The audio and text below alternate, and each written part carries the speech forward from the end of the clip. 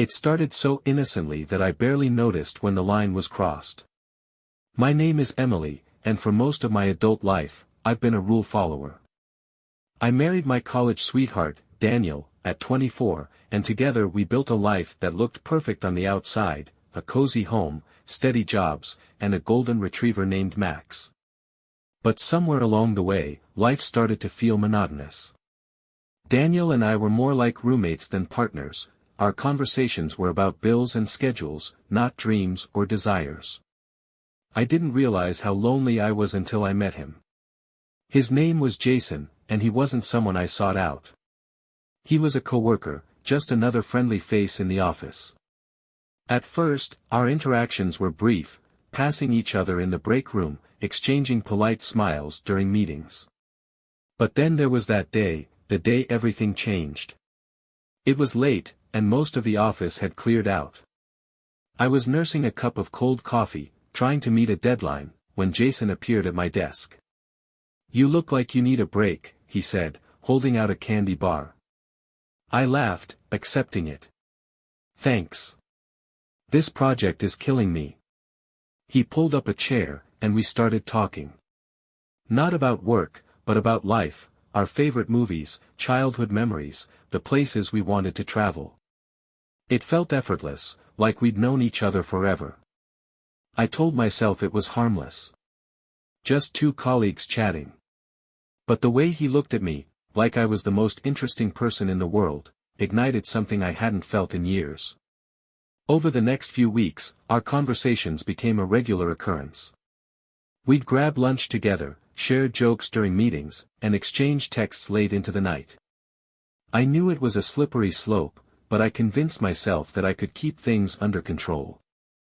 Then came the night of the company happy hour. Daniel had encouraged me to go, saying it would be good for me to unwind. He didn't know that Jason would be there, or that I was already looking forward to seeing him. The bar was loud and crowded, but Jason and I found a quiet corner where we could talk. The drinks flowed, and so did the conversation. At some point, our hands brushed, and the electricity between us was undeniable. "I think I should go," I said, standing up abruptly. Jason looked at me, his eyes full of something I couldn't quite name. "Emily, wait." But I was already walking away, my heart pounding. I spent the next few days avoiding him, throwing myself into work and trying to convince myself that I hadn't crossed a line. But the truth was, I couldn't stop thinking about him. When Jason finally cornered me in the break room, I didn't resist. "We need to talk," he said, his voice low. I nodded, unable to meet his eyes. "I know." We ended up walking to a nearby park, where we sat on a bench under the shade of a tree. "I don't want to make things complicated," Jason said. "But I can't pretend there's nothing between us." My heart raced. "Jason, I'm married." "I know," he said softly. "And I respect that. But can you honestly tell me you don't feel it too?" I couldn't. That night, I went home to Daniel, the weight of my guilt pressing down on me like a physical burden. He greeted me with a smile, oblivious to the storm brewing inside me. "Dinner's almost ready," he said. "How was your day?" "Good," I lied, forcing a smile. As I sat across from him at the table, I felt like I was living a double life, one foot in the safety of my marriage, the other inching toward a precipice I wasn't sure I could pull back from. Let me know when you're ready for part 2, where Emily grapples with her growing feelings for Jason and the cracks in her marriage deepen. I spent the next week in a haze, trying to convince myself that I could forget about Jason and focus on my marriage. But the truth was, the more I tried to ignore him, the more his presence seemed to consume my thoughts. It wasn't just the thrill of the forbidden, it was the way he made me feel seen, understood, alive. At home, Daniel seemed oblivious to my internal struggle. He was the same steady, dependable man I had married, but that steadiness now felt suffocating. Every time he kissed me goodbye or asked how my day had been, I felt the weight of my guilt pressing harder against my chest. Jason, meanwhile, didn't push. He gave me space, though his eyes lingered on mine during meetings, his texts fewer but still warm. It was a reprieve, but it was also torture. Everything came to a head one Friday evening. Daniel had gone out with some friends, and I was alone in the house, the silence unbearable. My phone buzzed on the counter. It was a message from Jason. "Thinking about you. Hope you're okay." I stared at the screen, my heart pounding. I knew I should delete the message, block his number, anything to sever the connection. Instead, I found myself typing back. "I'm not okay. Can we talk?" He responded immediately. "Come over. No pressure, I promise." I told myself it would be just a conversation, that I needed closure, clarity, something to help me put this behind me. But deep down, I think I already knew that crossing his threshold would change everything. When I arrived at his apartment, Jason greeted me with a soft smile, his concern genuine. "You didn't have to come," he said, stepping aside to let me in. "I didn't know where else to go," I admitted, my voice trembling. We sat on the couch, the air between us thick with unspoken tension. At first, we talked, about work, about life, about the things that had drawn us to each other. But as the night wore on, the space between us seemed to shrink. When Jason reached for my hand, I didn't pull away. And when he leaned in, I let him. The kiss was soft at first, tentative, as though he was waiting for me to stop him. But I didn't. It wasn't until much later, as I drove home in the early hours of the morning, that the enormity of what I had done hit me. My hands gripped the steering wheel, my mind racing. I had crossed a line I couldn't uncross, and the guilt was overwhelming. Daniel was asleep when I got home, his breathing steady, his face peaceful. I stood in the doorway of our bedroom, my chest tightening as I watched him. He didn't deserve this. He didn't deserve me. The next morning, I tried to act normal. I made breakfast, chatted with Daniel about his night out, and went through the motions of our weekend routine. But inside, I was falling apart. Jason didn't text, and I was grateful for the space. But as the days passed, I found myself drawn back to him, unable to resist the pull. The affair wasn't a whirlwind romance or a passionate escape, it was a slow, quiet unraveling. We met in secret, stolen moments that felt both exhilarating and devastating. I told myself I could stop at any time, that it was just a phase, a mistake I could fix. But with every meeting, every touch, I felt myself sinking deeper. At home, Daniel began to notice the cracks. "You've been distant lately," he said one evening as we sat on the couch. "I'm just stressed," I lied, forcing a smile. "Work has been crazy." He nodded, accepting my excuse without question. But the look in his eyes told me he wasn't convinced. I wanted to tell him the truth, to confess everything and beg for forgiveness. But the thought of losing him, of shattering the life we had built, was too much to bear. And so I stayed silent, caught between two worlds, the comfort of my marriage and the chaos of my affair, each pulling me in opposite directions. Balancing two lives felt like walking on a fraying tightrope. Each day brought new risks, new lies, and a growing sense of inevitability that everything would come crashing down. Jason and I were careful, but secrecy has a way of unraveling even the most carefully constructed facades. At home, Daniel's patience began to wear thin. He didn't confront me directly, but his subtle questions, "Where were you so late?" or "Why didn't you answer my call?" were becoming more frequent. I could feel the tension growing, the unspoken doubts festering beneath his calm exterior. "You've been so distracted lately," Daniel said one evening as we sat at the dinner table. The kids had finished eating and were playing in the living room, leaving us alone with the quiet. "I'm just tired," I said quickly, avoiding his gaze. "Work's been overwhelming." "Is it just work?" he asked, his voice steady but laced with something deeper. My heart raced, but I forced myself to stay composed. "What else would it be?" He didn't respond, but the way he looked at me, like he was searching for answers in my face, made my chest tighten. I knew I couldn't keep this up forever. The lies, the deceit, the guilt, it was all starting to consume me. But every time I thought about ending things with Jason, I found myself making excuses. It's not the right time. I'll just hurt him too. I can handle this. But the truth was, I couldn't. One afternoon, as I sat at my desk at work, my phone buzzed with a text from Jason. Can we talk? It feels like you're pulling away. I stared at the message, my stomach twisting. He wasn't wrong, I had been avoiding him, trying to create some distance in the hopes that it would make things easier. But instead, it had only made the weight of my guilt heavier. I agreed to meet him after work, choosing a quiet cafe on the outskirts of town where we wouldn't risk being seen. When I arrived, Jason was already there, his expression a mix of frustration and concern. "What's going on, Emily?" he asked as I sat down. "You've been different lately." I hesitated, unsure how to put my feelings into words.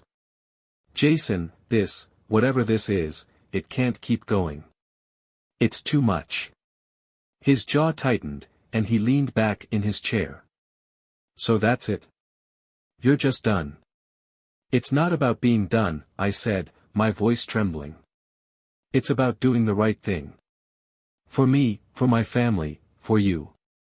"For me?" he asked, his tone bitter. "Don't pretend this is about me, Emily. You're scared, and you're running away." His words stung because they were true. I was scared of losing everything, of facing the consequences of my actions, of admitting that I had let my life spiral so far out of control. "I'm sorry," I said, tears welling in my eyes. "I never meant for it to get this far." Jason didn't respond, his silence heavy with disappointment. After a few moments, he stood up, tossing some cash onto the table. "Good luck, Emily," he said before walking away. As I watched him go, I felt a strange mix of relief and sadness. Ending things with Jason was the right choice, but it didn't make the pain any less real. At home, I tried to throw myself into repairing my marriage. I started planning date nights, initiating conversations, and making an effort to be more present. But Daniel's suspicion hadn't faded, and the distance between us felt insurmountable. One evening, as we sat on the couch, he turned to me with a look of quiet determination. "Emily, is there something you're not telling me?" The question hit me like a punch to the gut. I opened my mouth to respond, but no words came out. "I need to know," he said, his voice firm but not unkind. "Because whatever it is, it's already tearing us apart." Tears streamed down my face as I finally broke. "I'm sorry," I whispered. "I'm so sorry." Daniel's expression shifted, his eyes filling with a mixture of hurt and betrayal. "How long?" "It's over," I said quickly, desperate to ease his pain. "It's been over for weeks." "That's not what I asked, Emily," he said, his voice trembling. "Months," I admitted, my voice barely audible. The silence that followed was deafening. Daniel stood up, running a hand through his hair as he paced the room. "I don't even know what to say," he said finally, his voice breaking. "I'll do whatever it takes to fix this," I said, my heart breaking. "I'll go to therapy, I'll do anything." "I don't know if this can be fixed," he said, his tone hollow. "You've broken something I don't know how to put back together." That night, Daniel slept in the guest room, and I lay awake, consumed by the magnitude of what I had done. The life we had built together was crumbling, and I had no one to blame but myself. The morning after my confession, the house was eerily quiet. Daniel avoided me, his silence cutting deeper than any words could have. I tried to keep things normal for the kids, packing their lunches, driving them to school, but my hands trembled with every small task. When Daniel finally emerged from the guest room, his face was a mask of exhaustion. "We need to figure out what's next," he said, his voice devoid of emotion. "Whatever it takes," I replied softly. "Don't say that unless you mean it," he said, his eyes hard. "Because this isn't going to be easy, Emily. Not for you, not for me, and certainly not for the kids. That afternoon, Daniel moved into the guest room permanently. It wasn't a formal separation, but it was a clear boundary. At first, I clung to the hope that he'd come around, that we could start to repair what had been broken. But as days turned into weeks, his distance became harder to ignore. We began therapy at his insistence, though I could tell he was skeptical. The first session was awkward, the air between us thick with resentment and unspoken pain. "I want to understand why," Daniel said, his voice steady but strained. "Why wasn't I enough?" The therapist, a calm and patient woman named Dr. Evans, intervened gently. "This isn't about blame," she said. "It's about understanding the dynamics that led to this point." "I don't know how to explain it," I admitted, my voice trembling. "I wasn't unhappy with you, Daniel. I felt invisible, like I was disappearing into our life. And when Jason paid attention to me, it was like I remembered what it felt like to be seen." Daniel's jaw tightened, and I could see the hurt in his eyes. "So this was about your ego?" "No," I said quickly. "It wasn't about ego. It was about... I don't know. I guess I was trying to fill a void in the worst possible way. Therapy forced me to confront not just the cracks in our marriage but also the flaws within myself.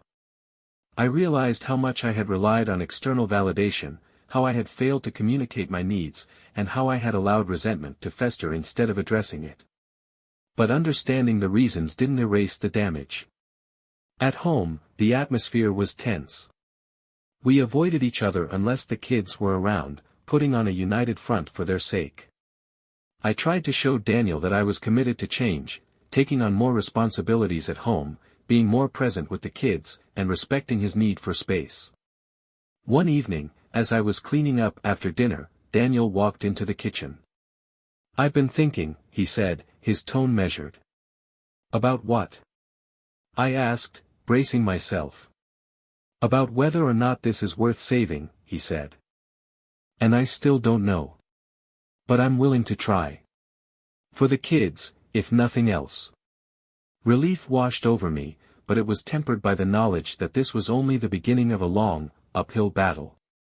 We continued therapy, digging deeper into the patterns that had brought us to this point.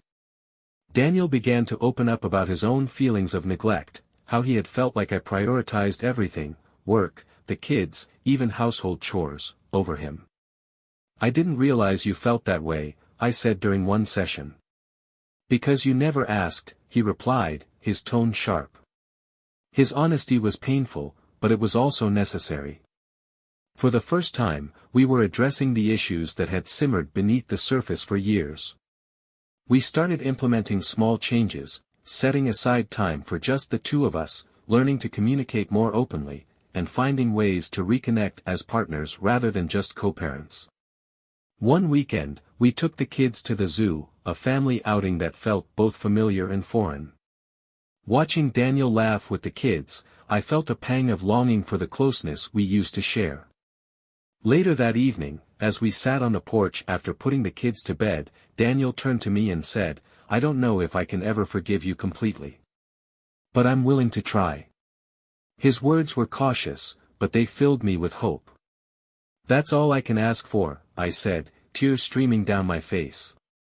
The road ahead was uncertain, and I knew there were no guarantees. But for the first time, it felt like we were moving in the right direction, together. Progress was slow, and at times, it felt like one step forward and two steps back. Daniel's decision to try was a lifeline, but it didn't erase the hurt or rebuild the trust overnight. Every interaction between us carried a weight, a sense of fragility that could be shattered with the wrong word or gesture. At home, we fell into a tentative rhythm. Daniel still slept in the guest room, but he began joining me for morning coffee and staying at the dinner table long after the kids had left. Our conversation started to extend beyond logistics, venturing cautiously into the realm of emotions and shared memories. One evening, as we sat on the couch after the kids had gone to bed, Daniel turned to me with an unexpected question. "Do you remember the last time we went on a real date?" I blinked, caught off guard. I think it was, a few years ago. Before everything got so busy. Longer than that, he said, a faint smile tugging at his lips. It was our anniversary at that Italian place downtown. I remembered it now, how we'd laughed over a bottle of wine, reminisced about the early days of our relationship, and danced in the empty restaurant after closing. It felt like a lifetime ago. Maybe we should do that again, I said hesitantly. Start small, see where it takes us. He considered this, his expression thoughtful. Maybe. The next weekend, I took a leap and suggested a casual dinner out, just the two of us. Daniel agreed, though I could see the apprehension in his eyes. The evening was awkward at first. The conversation felt stilted, as though we were two strangers trying to find common ground. But as the meal progressed, something shifted. We started reminiscing about the kids' antics, laughing at old inside jokes, and rediscovering the ease that had once come so naturally. By the time we left the restaurant, I felt a flicker of hope. Thank you for coming, I said as we walked to the car. Thank you for asking, he replied, his tone softer than it had been in months. Those small steps became the foundation of our efforts to reconnect. We began setting aside time for weekly date nights, even if it was just takeout and a movie at home. We rediscovered the little things, holding hands during a walk, sharing a favorite song, exchanging goodnight texts even if we were sleeping in separate rooms. Therapy also continued to be a crucial part of our journey. Dr. Evans guided us through exercises designed to rebuild trust and communication. One week, she asked us to write letters to each other, honest, vulnerable letters about our feelings, hopes, and fears. Writing mine was one of the hardest things I had ever done. I poured my heart into it, admitting my regrets, expressing my gratitude for his willingness to try, and promising to do whatever it took to rebuild what we had lost. When I read the letter aloud in our session, Daniel's eyes glistened with unshed tears. Thank you, he said quietly. His letter to me was equally heartfelt. He admitted his anger, his doubts, and his struggles to let go of the past. But he also expressed his hope for the future, his love for our family, and his desire to find a way forward together. Those letters became a turning point, a reminder that while the road ahead would be difficult, it was one we were willing to walk together. At home, the kids began to notice the change. Are you and Dad friends again? Our youngest asked one evening as we played a board game. I smiled, glancing at Daniel. We're working on it, I said. Good, he said with the innocent certainty only a child can have. You're happier when you're friends. His words stayed with me, a quiet affirmation of why we were doing this, not just for us, but for the family we had built together. One evening, as we sat on the porch watching the sunset, Daniel turned to me and said, I don't know if I'll ever be able to forget. But I'm starting to believe we can move past it. Tears filled my eyes as I reached for his hand. That's all I've ever wanted, I said softly. The weeks that followed were filled with more small victories, shared laughter, honest conversations, and moments of connection that felt like glimpses of the life we were rebuilding. It wasn't perfect, and it never would be. But it was ours, and that was enough. The weeks turned into months, and the fragile connection Daniel and I had begun to rebuild slowly grew stronger. Trust was still a work in progress, but the walls between us had started to come down.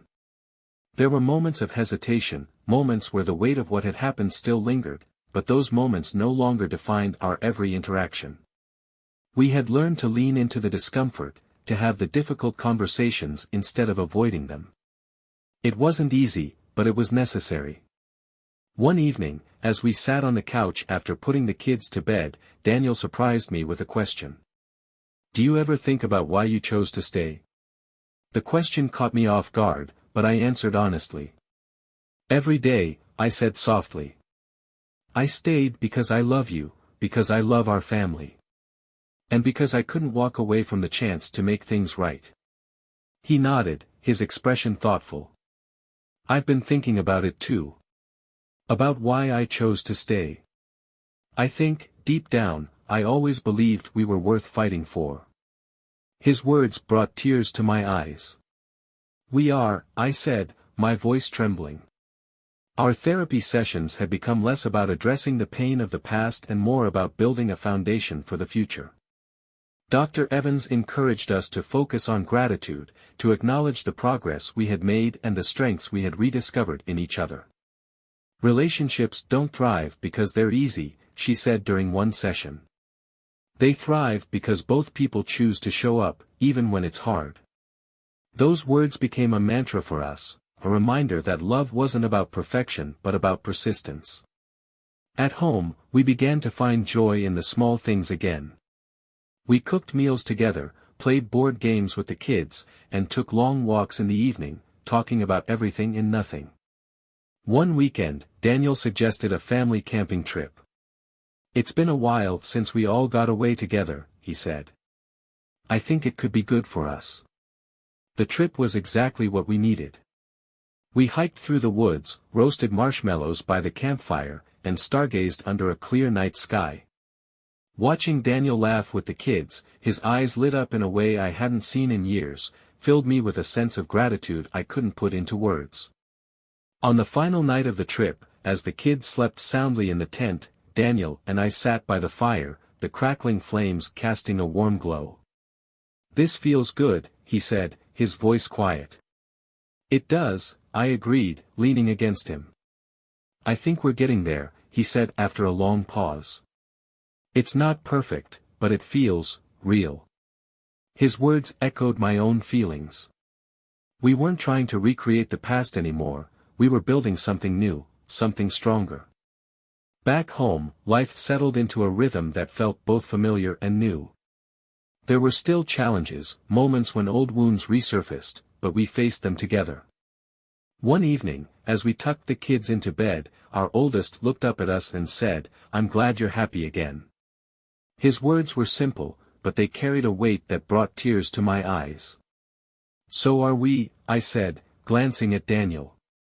Later that night, as we sat on the porch watching the stars, Daniel turned to me with a smile. I'm proud of us, he said. Me too, I said, taking his hand. The journey we had been on wasn't one I would have chosen, but it had taught me more about love, forgiveness, and resilience than I ever thought possible. We weren't the same couple we had been before, and our marriage wasn't the same either. But it was ours, built on a foundation of honesty, growth, and an unwavering commitment to each other. As I looked at Daniel, I felt a sense of peace I hadn't known in years. We had faced the storm, and together, we had found our way back to each other. The final piece of our journey wasn't marked by a grand moment or a sudden realization, it was the accumulation of countless small victories, tiny steps toward a life we could both be proud of. Over the months, Daniel and I had pieced together a new version of us, one built not on forgetting the past but on learning from it. We had begun to celebrate the little things, morning coffee shared on the porch, spontaneous road trips with the kids, and quiet evenings spent laughing over old memories. Life still had its challenges, stress from work, the chaos of raising two kids, but those challenges no longer felt insurmountable. One Saturday morning, as we sat at the kitchen table planning the week ahead, Daniel looked at me with a small smile. Do you realize how far we've come? I paused, thinking back to the dark days when everything felt broken.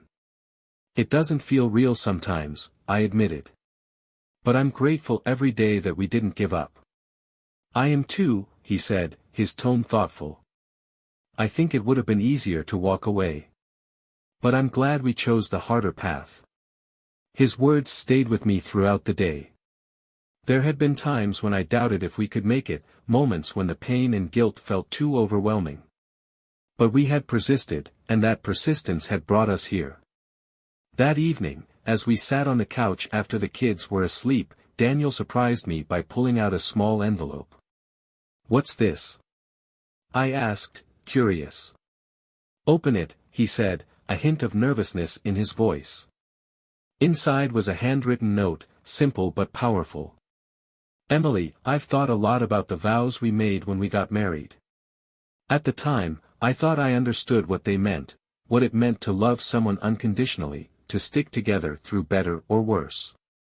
But it wasn't until we faced our hardest moments that I truly understood the depth of those words. You've hurt me, and I've been angry, but I've also seen how hard you've worked to make things right. I've seen your vulnerability, your commitment to our family, and your willingness to change. That's what love is. It's messy, imperfect, and sometimes painful, but it's worth fighting for. I want us to write new vows, not to replace the old ones but to reflect who we are now. Because this new version of us, I think it's even stronger than before. Tears streamed down my face as I read the note, and when I looked up, Daniel's eyes were glistening too. I don't deserve you, I said, my voice breaking. Don't say that, he replied, taking my hand. We've both made mistakes, but we've also both fought to be here. And that's what matters. In the weeks that followed, we worked together to plan a small ceremony in our backyard. It wasn't elaborate, just a few close friends, our kids, and a string of lights hung between the trees. When the day came, I stood under the twinkling lights with Daniel, feeling more grounded and hopeful than I had in years. I promise to choose you every day, Daniel said, his voice steady and filled with emotion. To listen, to grow, and to never take what we have for granted. I wiped away tears as I recited my own vows. I promise to love you honestly, to cherish the family we've built, and to keep fighting for us, no matter how hard it gets. The applause that followed was warm and genuine, and as Daniel and I kissed, I felt a sense of closure and renewal all at once. That night, as we sat together under the stars, Daniel turned to me with a quiet smile. I think we're going to be okay, he said. I think so too, I replied, resting my head on his shoulder. Our life wasn't perfect, but it was ours, a testament to the power of resilience, forgiveness, and the choice to keep showing up for each other. And for the first time in a long time, I felt truly at peace.